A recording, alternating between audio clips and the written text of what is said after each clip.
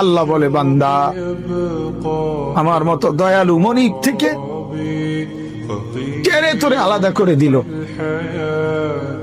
মা গাররাকা, আরে বান্দা আমার থেকে কেন আলাদা হলি? আমি কি অপরাধ করেছি?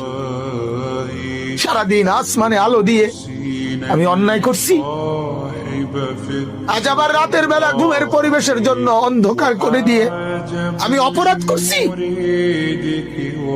মা গাররাকা, এই যুবক, তোমার কাছে তোমার মালিক অপরাধ কি করছে বল না বেটা, বল। কেন সেজদা করলি না ভাইয়া? আল্লাহ তোমার কাছে কি অন্যায়টা করছে? কি অন্যায়, কি না দিছে মালিক? মা গাররাকা বিরাব্বিকাল কারীম, এটা আল্লাহর ডাক।